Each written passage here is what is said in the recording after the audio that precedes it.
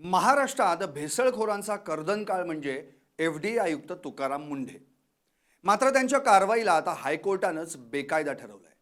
वर्ध्याच्या सुप्रसिद्ध गोरस भांडारवर एफडीएनं केलेली कारवाई बेकायदेशीर असून त्यांचा रद्द केलेला परवाना त्वरित बहाल केला जावा असा आदेश नागपूर खंडपीठानं दिलाय.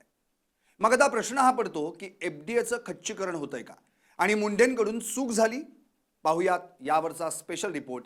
मुंढेंचे फासे उलटे फिरले, हायकोर्टाचा दणका, गोरस कारवाईत मुंढेंचं काय चुकलं?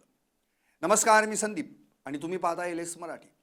एफडीएनं मे महिन्यात वर्ध्यातील गोरस भांडारावर धाड टाकून परवाना देखील रद्द केला. या कारवाईची संपूर्ण महाराष्ट्रात चर्चा झाली. काय आहे हे प्रकरण आणि 31 मेला नेमकं काय घडलं?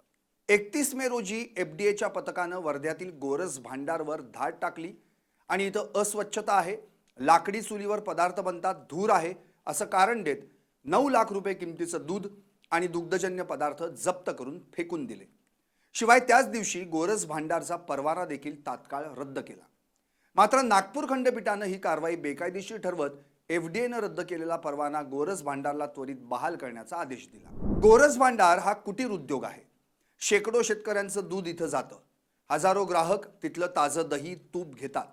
या कारवाईवर गोरस भांडारचं म्हणणं काय होतं तेही पाहू. एफडीएच्या कारवाईनंतर संस्थेचे अध्यक्ष निलेश पाटील कोर्टात गेले. त्यांच्या म्हणण्यानुसार आम्ही कुटीर उद्योग आहोत. मशीन कमी, हातानं काम जास्त, चुलीवरचा पदार्थ चविष्ट होतो म्हणून आम्ही तसाच बनवतो. सगळ्यात मोठी गोष्ट म्हणजे आमच्या पदार्थांचा तपासणी अहवाल येण्याआधीच आमचा परवाना रद्द केला गेला. ही नैसर्गिक न्यायाची पायमल्ली आहे. नागपूर खंडपीठानं गोरस भांडारची ही बाजू ग्राह्य धरली. आता यावर हायकोर्टानं काय निकाल दिला तेही ऐकू. मुंबई हायकोर्टाच्या नागपूर खंडपीठानं निकाल देताना म्हटलं की एफडीएची कारवाई बेकायदा आहे. भांडारचा निलंबित केलेला परवाना त्वरित बहाल करा. हायकोर्टाचा हा निकाल म्हणजे गोरस भांडारसाठी मोठा विजय तर एफडीएसाठी मोठा दणका ठरला. आता हा निकाल ऐकून लोकांमध्ये दोन गट पडले. एक गट म्हणजे मुंढे समर्थक म्हणतायत साहेब आक्रमक आहेत म्हणून भेसळखोर घाबरलेत. एका चुकीमुळे पूर्ण एफडीएला बदनाम करू नका. भेसळ थांबवायची असेल तर कठोर व्हावंच लागेल. तर दुसरा गट म्हणतोय कायद्यापेक्षा कोणीही मोठं नाही. रिपोर्ट आधी, कारवाई नंतर. घाईघाईत परवाना रद्द केला म्हणून 9 लाखांचं नुकसान आणि शेतकऱ्यांचं दूध वाया, हे चुकीचं आहे. गोरस भांडारचे अध्यक्ष निलेश पाटील यांनी आता नुकसान भरपाईची मागणी केली आहे. आमचं 9 लाखांचं नुकसान एफडीएनं भरून द्यावं असं त्यांनी म्हटलंय.